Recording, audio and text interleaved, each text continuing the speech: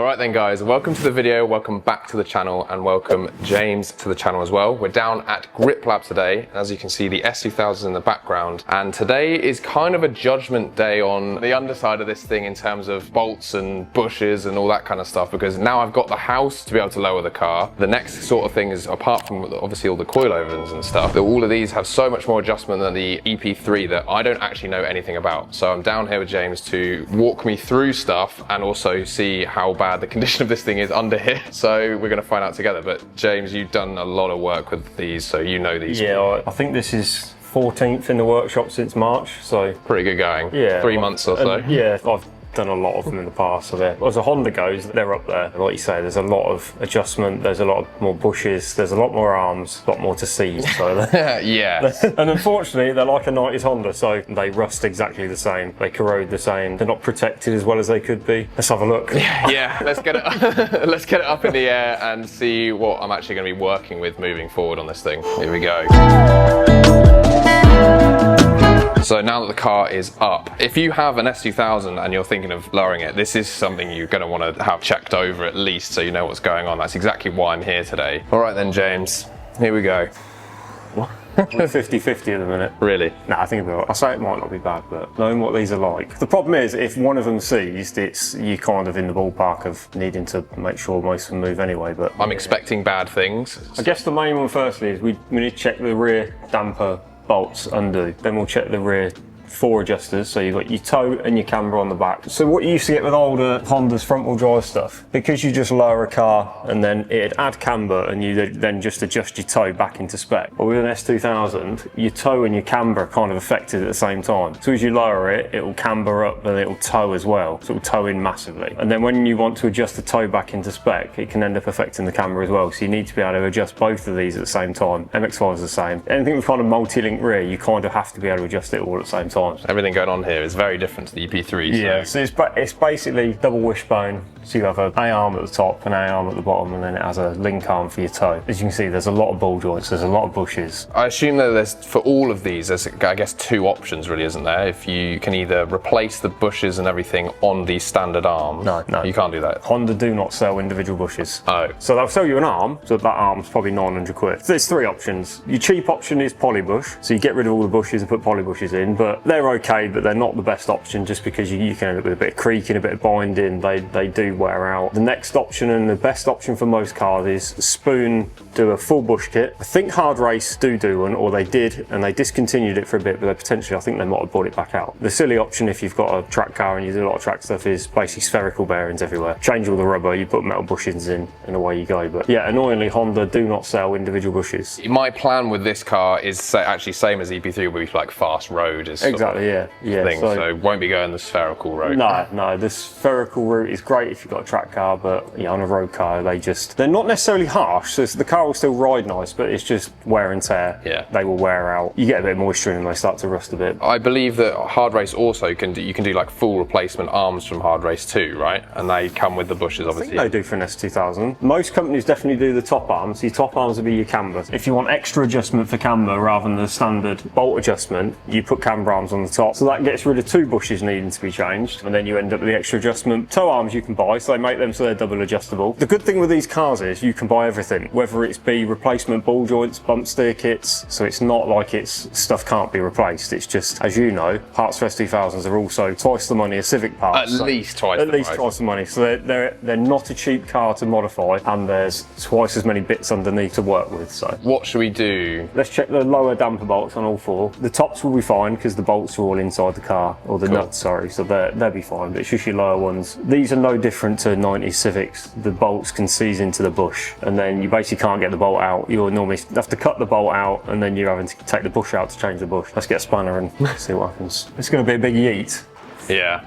Oh no! Oh, no, that's fine. I've done literally nothing under here. Apart from the Spoon bushes we put in, nothing else has been touched by me. But the dampers themselves aren't in bad nick. I've seen far, far worse. I'm assuming this one will be the same.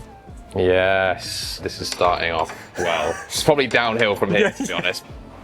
Yep. Yes. Right. And I do know that the top bolts for these do undo because it's just a 40mm nut. And I've put the Cusco strut bar on, so I know they're good. Okay. So normally to get the damper out, you just undo the top camber ones here, and this arm comes back so you can get the damper out. I've never had a car where they're seized this top two is one on either side of the cool. upper arm, so that one should be completely fine. That's the big problem one there. We'll attack that one last, shall we? That's caster, that.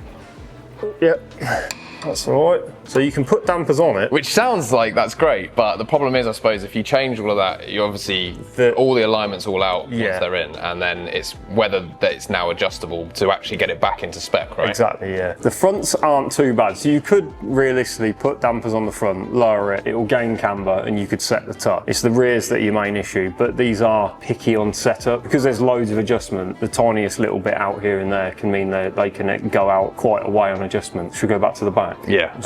So I like the look of these ones because that's got grease on it. Yeah, someone's been in there. Something. Because that's the other thing. If a car's, so say someone's owned this car and they've had it aligned a few times in its life, that's always a good sign because it means they've been undone, moved, done back up again. So I do have paperwork for this having an alignment not that long before I bought it. Oh. I just didn't know what would have been done on that alignment, like how much got a change. Yeah, because you don't know where it's gone, and if someone's just gone, oh yeah, we'll do the tracking and just do the front side. Exactly. I'll send you home with a shocking alignment. Yeah.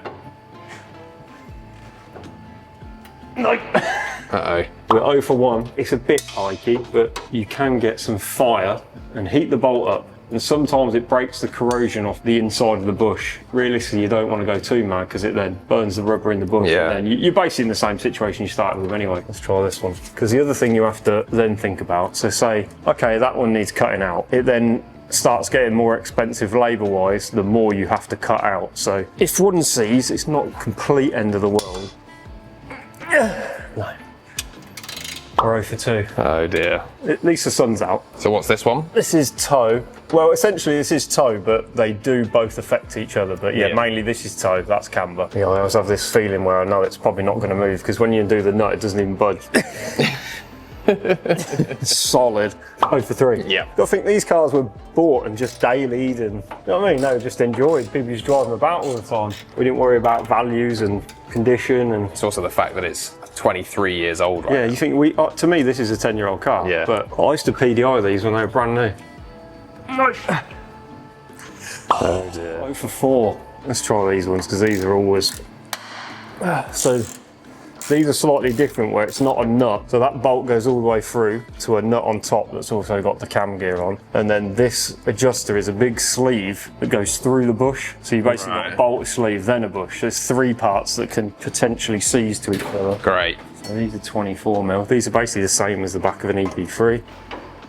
Right. Well, if that one's like that, it's pretty obvious that one's That one's good. that's going to be the same. Try it. Powerflex have started making these. Well, I think that for a while, to be fair, like a replacement camber bolt kit. Because from Honda, these are horrendously expensive. I think they're about 90 quid a side. I think the Powerflex ones are stainless as well. Or the insert is.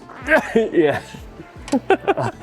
Confirmed. We are 0 for 6. This is kind of what I was expecting. I would have been amazed if this had been fine. Yeah, so would I. I don't think I've seen one that's this age, this condition, where at least 3 of them aren't seized. Let's say that 2 of them were all right. Would it just make sense to just do all of them anyway? I have done. Yeah. Normally, if, say, 3 of them or 4 of them on the back need doing all bushes, you just have to go, well, it's going to cost me money. But because if you're buying a spoon kit or a Hardrace kit, it's a full bush kit. Yeah, so you got it all anyway. So you might as well, you have to kind of bite the bullet and just... Oh! That one moves. Yeah, I saw the wheel move. Yes. What's that? 1 for 7. So that's one you haven't got cut out. To be fair, these are the least common ones for season. So I thought we were onto a winner or something then. So these are your front camber. That will probably come out. Wow. Tie rods, not the end of the world, just don't need to cut them out or anything. That's all the eccentric adjusters. Right. Your dampers will come out, you could adjust your front camber and the toe will be fine, the caster you could leave where it was. Like if you was like being a bit money saving about it, you could just put coilovers on, see where the back is and just hope for the best. So in terms of coilovers as well, don't need to put drive shaft spacing because I'm fast road is not going to be crazy. Not major low. I always hear conflicting information about drive shaft spacers, or I have done over the years. Where your CV is at the minute kind of runs where it is. is the wheels go up and down, it moves in and out of the cup a bit. So the theory was that when you lower it, you put a spacer in, so it kind of puts the 3 balls inside the CV back into the same position. Conveniently, Runs in the same. there's an S2000 here that has them. I noticed this with no diff in it. So I've just fitted them, so this has never had drive shaft spacers in it, but the Olyns haven't been on for very long. so yeah, the bit we're talking about is this red part here. These spacers. As the car lowers, the wheels go up, the shafts come out ever so slightly. So all it does is you're taking that space back up, so that inside the CV is kind of, It's not being pulled too far. being pulled out, which it will never come out. It'll be designed to run them. But Chris's car we built has never had drive shaft spacers in it. Oh, really? No, and that makes 530 horsepower, is a track car, and has never had any issues with drive shafts. Do you need them?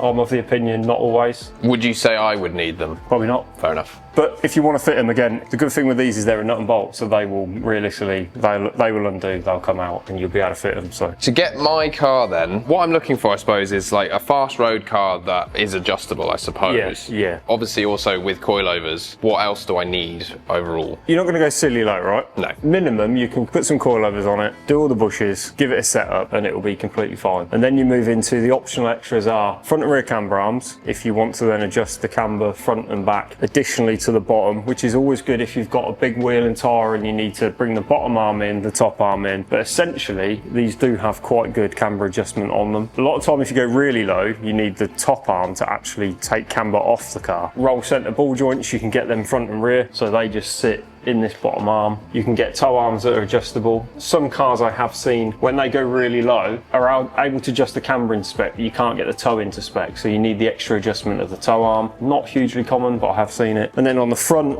same again, they do roll centre ball joints. The good thing on these is the ball joints just unbolt, and like a EP3, like, you know, you have to get it out of the upright. These are bolt on, bolt off, so that's quite good. They then do bump steer, again is easy on these because you just space the rack up, so you buy spacers, lift the rack up, that kind of sorts that out. But these don't suffer from bump steer really badly. Normally if you're not going silly, they're completely fine to just run them as they are. Lower them a bit, do your alignment, away you go. You can spend as much as you want on these cars if you want. The parts available is amazing. And then there's roll bars and braces. As you know, they're a great car to drive. Yeah, I mean, even in like this standard form, even with the way that it is now, I'd say handle great. They drive amazing. The steering feels amazing. Like they're just a very good car. So you don't need to spend a shit ton of money on these, buying all the parts possible, unless you're going to get really serious. A new set of bushes will make a massive difference as well. Although a lot of them, they look okay and they're not exactly perished and fall into bits, but the new rubber, plus the Hardrace and the spoon ones are all hardened rubber, so they're stiffer than these anyway. So you wouldn't change any roll bars or anything? If anything, you'd put a smaller one on the back. This is obviously an early car, so this has the big rear roll bar. See how big the rear roll bar is? Yeah.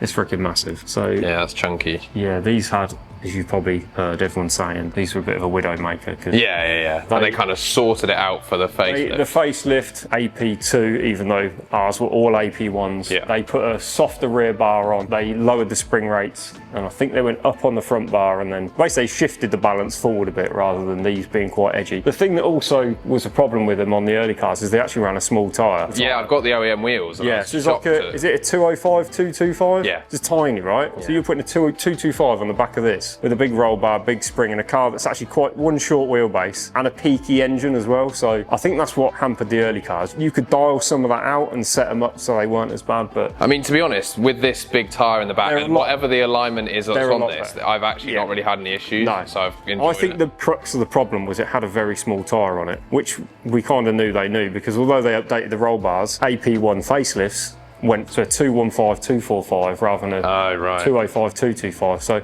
it put a lot more tyre under it. It was a bigger wheel, so it could deal with the wheel speed better, and you could put a facelift rear roll bar in it, but you've got a rear tyre that's got more grip anyway. Oh, so actually it'll be all right. Oh, in that case, I probably won't change it, really. I'd leave it at that. You will find if you go on track as well, it will rotate quite nicely. Yeah, I have too much money involved in this for me to want to take on track. That's why I've got the red EP3. You should do at least once though, because these are amazing on circuit. So just do an evening session at Bedford. You've got to do it once. And then also also, with my wheel setup, like the chunkiness of this, am I going to have to roll the rear arch, do you think? I'd say you'd probably be okay on this wheel because it's not that aggressive. Okay, it's 255. What's the offset of this? 60. Okay, so it's a high offset. I think you'd be all right. You ain't going to want to be rolling them anyway because... Yeah, they're pretty crusty. You can see the little bubble of... Yeah, that will not roll.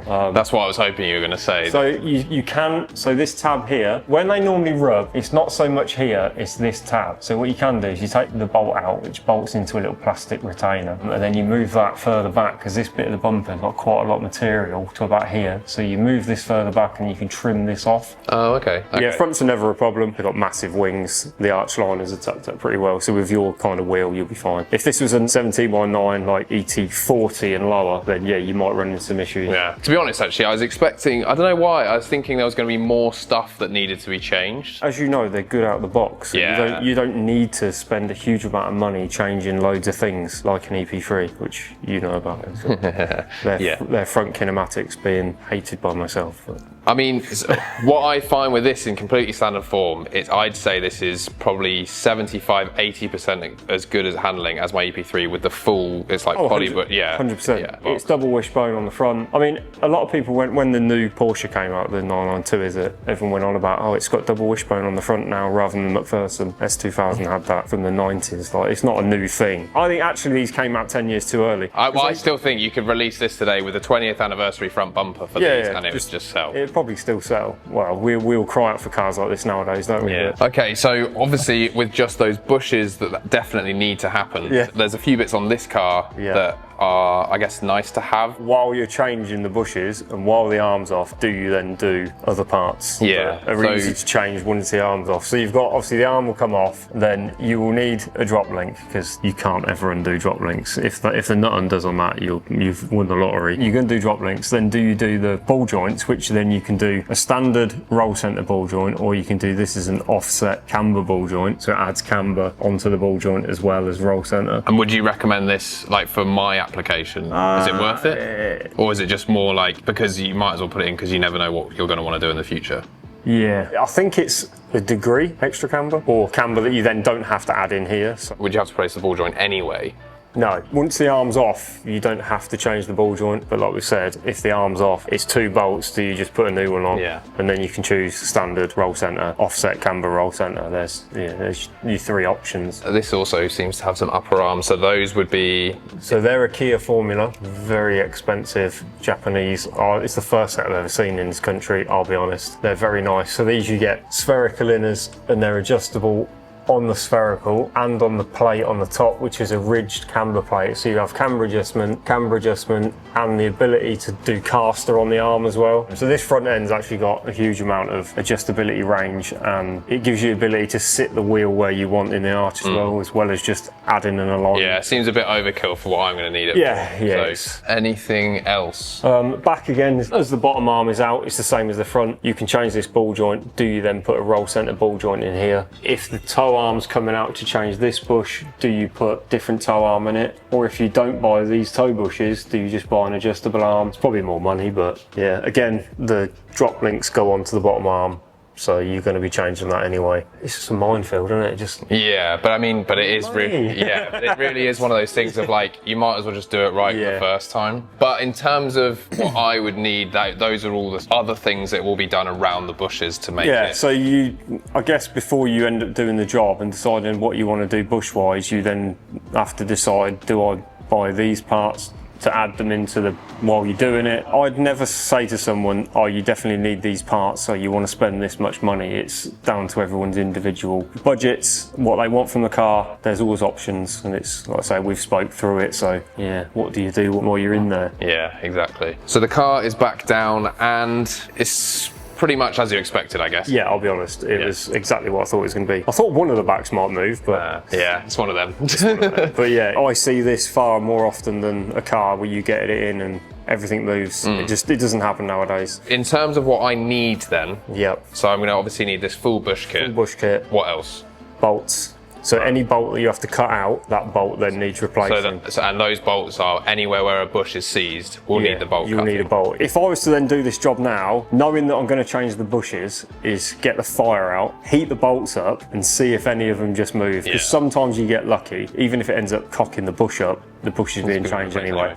If it means you don't have to cut it out, that's always a result. You're probably going to want to change them bolts anyway because they're going to be all crusty. So I'd say all the lower bolts you'd probably change. The top ones on the top camber arms you'll be okay. As I said, the caster ones are expensive, but you can get Powerflex ones. I've got to do some shopping and actually find out how much all of this is even actually going to cost me.